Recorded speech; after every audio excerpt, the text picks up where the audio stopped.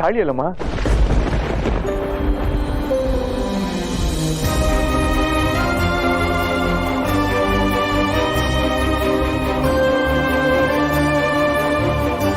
ಅದೆಲ್ಲ ನಿನ್ಗೆ ಯಾಕೋ, ಅದೆಲ್ಲ ನಿನ್ಗೆ ಯಾಕೆ ಅಂತೀನಿ.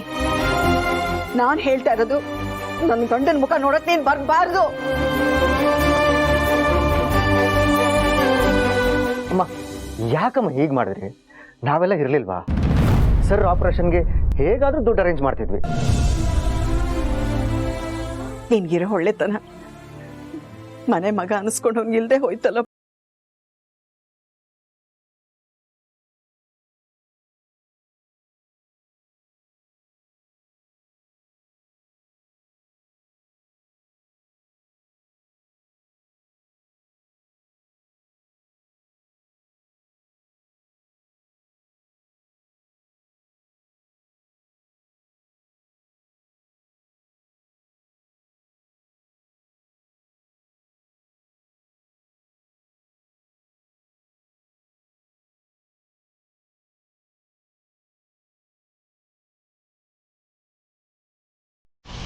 ಅಮ್ಮ ಈಗ ಹೇಳ್ತೀನಿ ಅಂತ ತಪ್ಪು ತಿಳ್ಕೊಬೇಡಿ.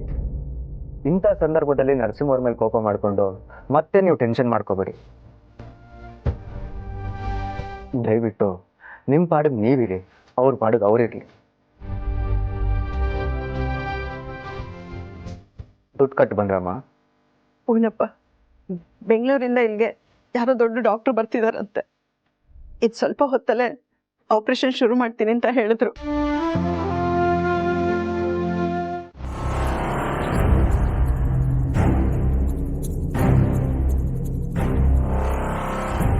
ಆಯ್ತಾ ನಿದ್ದೆ?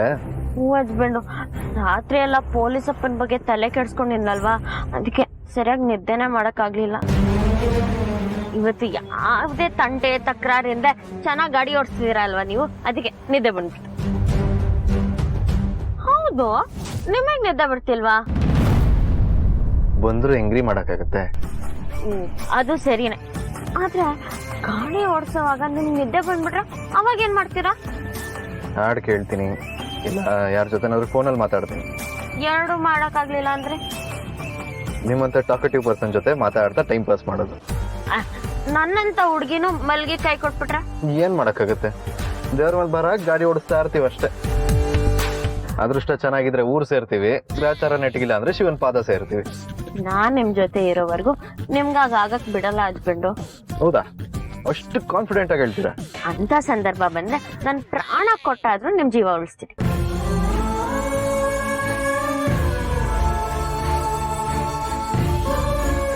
ಯಾಕೆ ಹಸ್ಬೆಂಡು?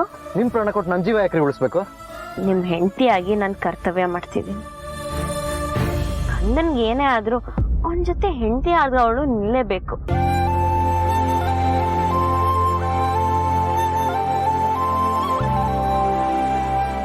ಏನ್ ಹಸ್ಬೆಂಡು, ಮನ್ಸಲ್ಲಿ ಏನೋ ಬೇಡ್ಕೋತಿದ್ರಿ? ನನ್ನಿಂದ ದೂರ ಆಗೋ ತೀರ್ಮಾನ ಏನಾದ್ರೂ ಬದಲಾಯಿಸ್ತೀರಾ? ಅದ್ಯಾವತ್ತೂ ಆಗಲ್ಲ ಬಿಡಿ.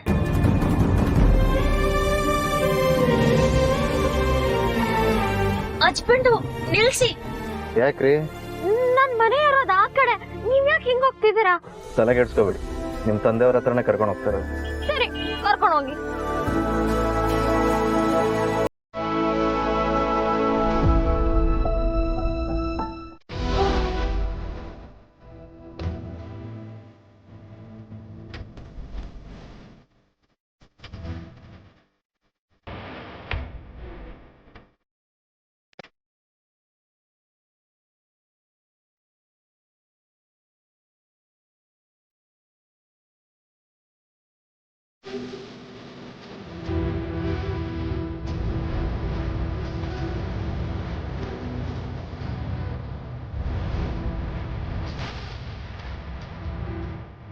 ಅಣ್ಣನ್ಗೇನು ಆಗಲ್ಲ. ಲೇ ದೀಪ, ದುಡ್ಡು ಬೇಕು ಅಂತ ಫೋನ್ ಮಾಡಿದಾಗ ಮೂಗಿ ತರ ಇದ್ದು ಈ ಪೊಲೀಸ್ ಅಪ್ಪ ಅಂತ ಓಡ್ ಬಂದಿದ್ಯಲ್ಲೇ.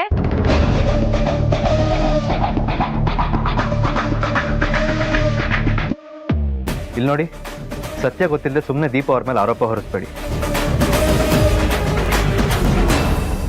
ನೀವು ಅವ್ರಿಗೆ ಕಾಲ್ ಮಾಡಿದಾಗ ಅವ್ರು ಸ್ನಾನಕ್ಕೆ ಹೋಗಿದ್ರು ಅಂತ ನಾನು ಕಾಲ್ ಎತ್ಕೊಂಡೆ. ಇನ್ನೇನು ಮಾತಾಡಬೇಕು ಅನ್ನೋ ಅಷ್ಟರಲ್ಲಿ ನೀವು ಎಲ್ಲ ಬೈದ್ಬಿಟ್ಟು ಕಾಲ್ ಇಟ್ಬಿಟ್ರಿ.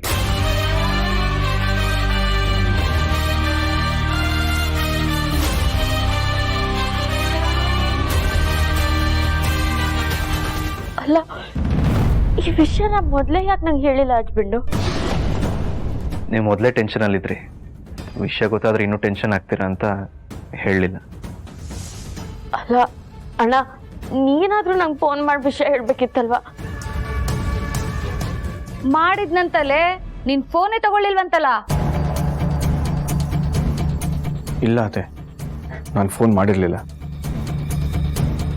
ಮತ್ ಫೋನ್ ಮಾಡಿದೆ ಅಂತ ಯಾಕೋ ಸುಳ್ಳು ಹೇಳ್ದೆ? ಹುಟ್ಟಿಗೆ ಅಷ್ಟೊಂದು ದುಡ್ಡು ಹೊಂದ್ಸಕ್ಕಾಗಲ್ಲ ಅಂತ ಫೋನ್ ಮಾಡಲಿಲ್ಲ.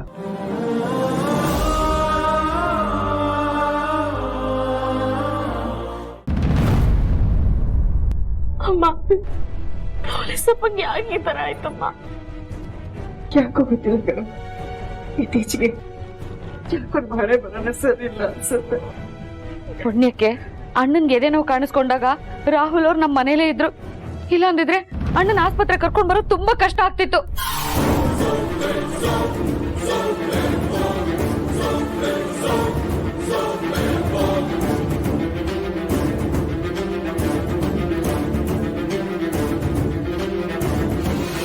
ನಮಸ್ಕಾರ.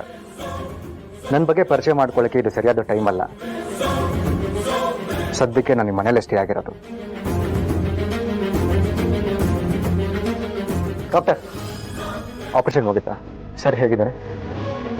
ಆಪರೇಷನ್ ಇನ್ನೂ ಮುಗ್ದಿಲ್ಲ. ಅದು ಮುಗಿದಾಗ ನಾವೇನೂ ಹೇಳೋಕ್ಕಾಗೋದಿಲ್ಲ.